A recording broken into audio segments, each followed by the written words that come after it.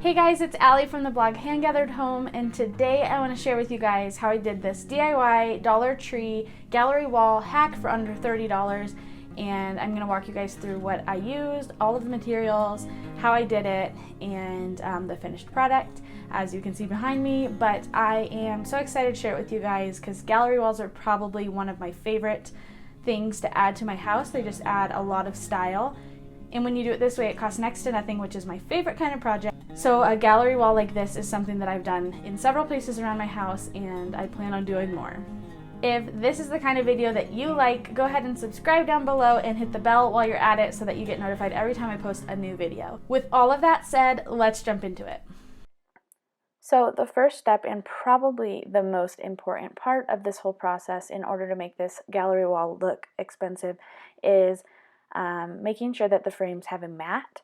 I love to use a poster board. I usually just, while I'm at the dollar store, I go ahead and grab a bunch of poster boards. It's 2 for $1. I just grab the white ones, and I want to make sure that they are, they kind of are shiny on one side and matte on the other side. I love to use the matte side as it just doesn't have a gloss to it. As for the pictures, I always order my pictures from Walmart or Costco. I think they have really good quality, and they both offer a matte option. So I think those are my favorite places to get photos printed, and Costco would be my #1 favorite because they'll ship it right to your house. Walmart will too, but I usually just do the 1-hour pickup at Walmart because it's more convenient.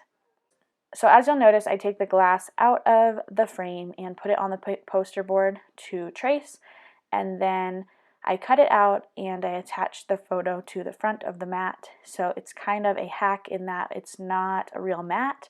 Usually a matting has a hole for the photo to peek through. This is my hack that I use for matting frames, and it's just so easy, and there's no math really, and it's just super simple, and it elevates the frame so much. So as you can see, I'm going to go ahead and finish doing that to the rest of these frames. I have 8 in total, and I'm just going to go ahead and stick the photos to the front of the matte poster board.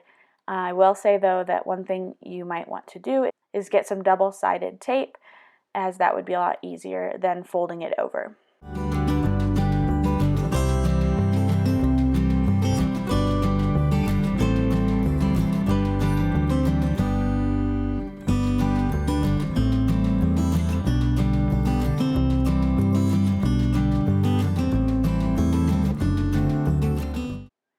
So this is kind of a sneak peek inside my brain and how it works with math and hanging things. I normally do not measure at all, but I figured instead of torturing you guys by letting you watch me put several holes in the wall for each frame as I adjust it, I figured I would spare you that, and I would just go ahead and measure it off a little bit. So first I measured the middle of the headboard and I marked it with a piece of tape. And then from there, I laid out my frames and how I wanted them spaced. I put them about 2 inches apart, and I did measure that. And then I used the tape as kind of a line to know where I'm putting my nail. I put my nail right underneath the tape all the way across, and I did use a level to make sure the tape was level. So I went ahead and put the nails in, and it looked great. I think I got them all the first try. And then I went ahead to do the top row. I almost left the 1 row by itself and just called it a day, but I did prepare 8 frames, so I just decided to go for it.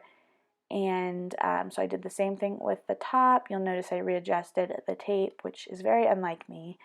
Normally I just go with it, but I just wanted to make sure there wasn't too big of a gap between the top and the bottom frames. So I went ahead and removed the tape, and then I went ahead and started hanging the upper frames. There's probably a little more space between them than I would have liked, but I think it's at least proportionate and symmetrical, and I think it looks good. So there you have it. I fixed a few that were a little bit off, and then I removed the tape. These frames, I will say the only downside that I really know of about the frames is that they have a little tiny triangle on the back that you have to get onto the nail, and it's a little bit difficult, but otherwise I really love the way that these turn out.